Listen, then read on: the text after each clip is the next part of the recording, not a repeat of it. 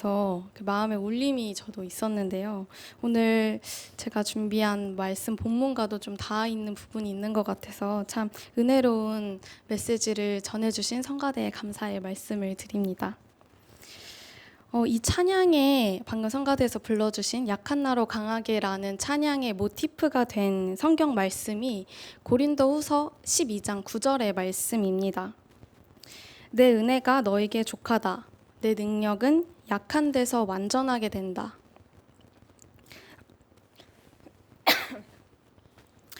그리스도의 능력이 나에게 임하는 것은 내가 약하기 때문이고 내가 약하기 때문에 오히려 완전해질 수 있다라는 것입니다.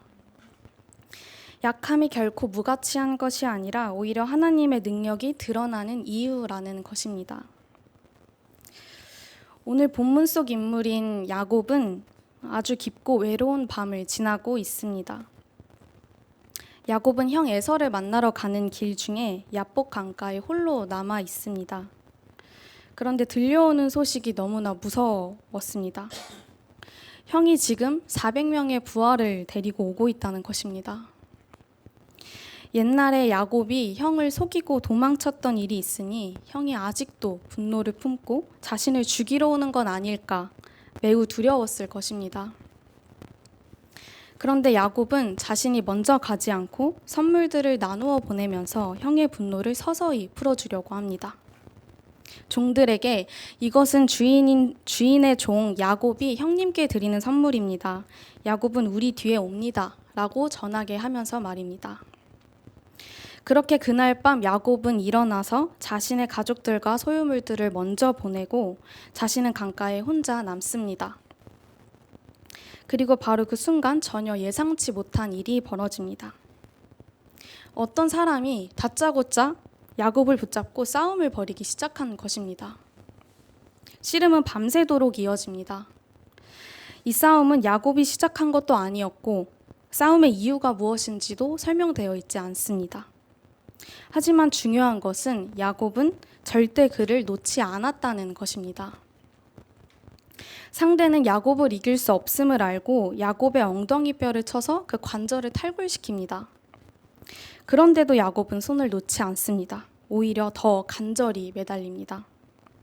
당신이 나를 축복하지 않으면 보내지 않겠습니다. 라고 말입니다.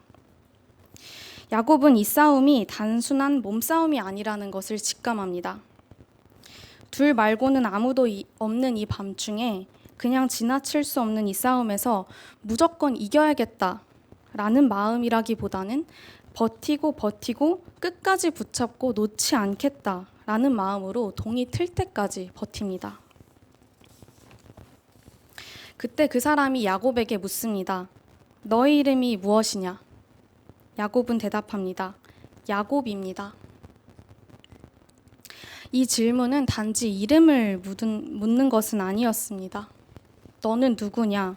너가 살아온 길은 무엇이었느냐를 묻는 것이었습니다. 야곱이라는 이름, 뒤꿈치를 잡는 자, 속이는 자, 도망치는 자. 그는 그동안 그런 삶을 살아왔습니다. 형을 속였고 아버지를 속였고 외삼촌 라반에게 속기도 하면서 계속 도망쳤던 인생이었습니다. 그런데 바로 그 이름을 스스로 고백한 순간에 하나님은 새 이름을 주십니다. 이제 너의 이름은 야곱이 아니라 이스라엘이다.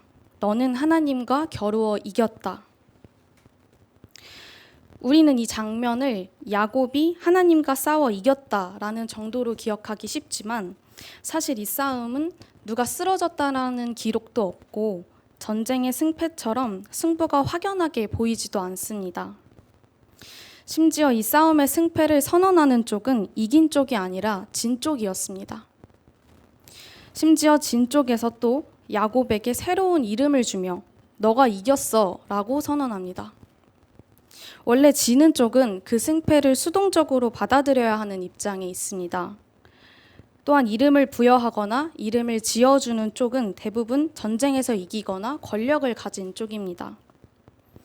하지만 이 싸움은 어딘가 모르게 야곱이 이긴 건지 하나님이 진 건지 무언가 애매한 지점들이 있습니다. 이긴 쪽은 엉덩이 뼈를 다쳤지만 진 쪽은 어디를 다쳤다라는 이야기도 없습니다. 그렇다면 여기서 이겼다라는 것은 무엇을 의미할까요? 그것은 상대를 넘어뜨렸다, 쓰러뜨렸다라는 뜻이 아니라 끝까지 붙잡고 포기하지 않았다는 것. 상처 입고도 도망치지 않고 마주했다는 것. 축복을 놓치지 않겠다는 집요한 행동과 간절한 바람이 하나님 보시기엔 이긴 것이었습니다.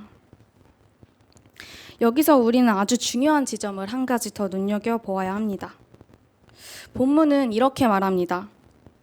너가 하나님과도 겨루어 이겼고 사람과도 겨루어 이겼다. 즉 야곱이 이스라엘이라는 이름을 얻은 이유는 하나님과의 씨름뿐만 아니라 사람과의 싸움에서도 이겼기 때문이라는 것입니다. 앞에서와 마찬가지로 여기서 말하는 이겼다라는 의미도 우리가 흔히 생각하는 승부의 개념이 아닙니다.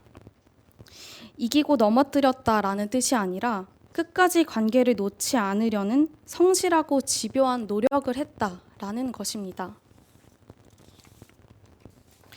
하나님과의 관계에서도 사람과의 관계에서도 야곱은 붙잡고 놓지 않으려 했던 사람입니다. 특히 형 에서를 대하는 태도는 관계를 존중하는 마음에서 우러나오는 태도였습니다. 두려움 속에서도 형을 달래려 했고 선물을 보내며 화해를 청했습니다. 자신의 지위와 체면을 내려놓고 형님의 종이라고 자신을 낮추었습니다. 하나님은 이 모습을 귀하게 보셨던 것입니다.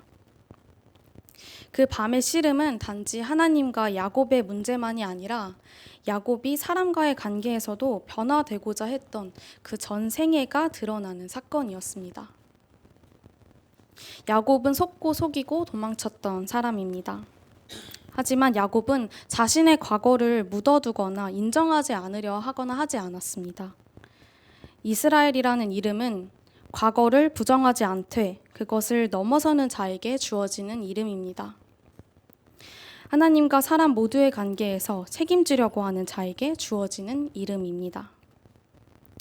사랑하는 들꽃 식구 여러분, 우리 역시 각자의 자리에서 또 삶의 여러 국면에서 우리만의 야복 강 앞에 서 있을 때가 있습니다. 지금껏 살아온 우리의 이름, 그 이름 안에 담긴 기쁨과 부끄러움, 또 상처와 감사가 함께 떠오를 때 하나님은 우리에게도 같은 질문을 던지십니다. 너의 이름은 무엇이냐? 우리가 그 질문 앞에서 정직하게 대답할 수 있다면 우리는 하나님으로부터 새로운 이름, 또 새로운 사람으로 변화될 준비가 된 것입니다. 그 이름은 우리를 더 완벽하게 만들거나 더 강하게 만드는 것이 아닙니다. 오히려 하나님과 함께 밤을 지나고 상처를 안고도 아침을 맞이하는 사람에게 주어지는 이름입니다. 본문의 마지막 구절은 이렇게 말합니다. 해가 돋았고 그는 절며 나아갔다. 상처 입은 모습 그대로 떠나는 야곱. 그러나 그는 더 이상 이전과 같은 사람도 아니며 오히려 상처 입음으로 완전해졌습니다. 약함 그 자체가 곧 강함, 완전함인 것입니다. 그는 하나님의 얼굴을 본 사람, 끝까지 놓지 않은 사람 이스라엘입니다. 우리는 하나님과 씨름하며 살아갑니다. 그 씨름은 승부와 승패를 가르는 씨름이 아니라 서로를 끊임없이 놓지 않겠다라는 관계의 만남입니다. 그 붙잡고 놓지 않는 밤이 우리에게 새로운 이름과 또 새로운 아침을 가져다 줄 것입니다. 에베소서 3장 14절에서 21절에서는 속사람에서부터 시작되는 하나님 나라에 대해서 말하고 있습니다. 그 본문을 제가 잠시 봉독하겠습니다. 그러므로 나는 아버지께 무릎을 꿇고 빕니다. 아버지께서는 하늘과 땅에 있는 각 족속에게 이름을 붙여주신 분이십니다.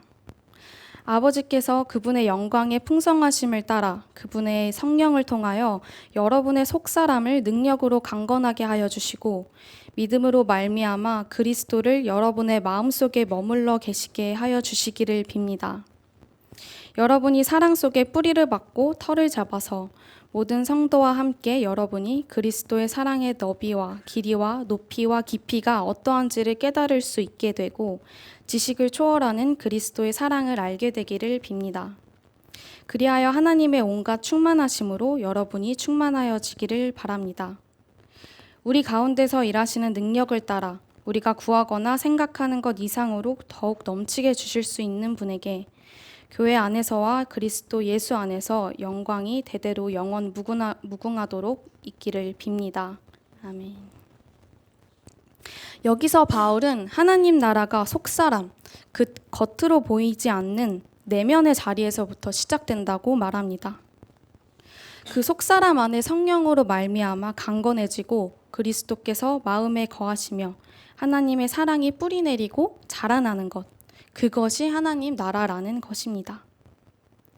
즉 내가 가지고 있는 아픔, 상처, 흉터 그런 것들을 모른 척하거나 외면하는 것이 아니라 오히려 그대로 받아들이고 인정하며 그것을 통해서 변화되어야 한다는 것입니다. 야곱은 약했지만 오히려 약했기 때문에 하나님을 만나고 관계를 회복하는 전환점을 맞이했습니다. 바울이 말하는 강함도 바로 그런 내면의 강건함입니다. 외면의 무장이 아니라 하나님 앞에서 진실하게 깨어진 후에 회복되는 힘, 그것이 진정한 강함입니다. 사랑하는 교우 여러분, 실수하고 깨어지며 상처받은 영혼의 이름을 이스라엘이라고 하시고 그 이름을 불러주시는 하나님께서 우리와 함께 걸어가실 것입니다. 그 하나님과의 관계, 사람과의 관계도 포기하지 않는 밤이 우리에게 진정한 아침을 가져올 줄로 믿습니다. 잠시 침묵으로 기도하겠습니다.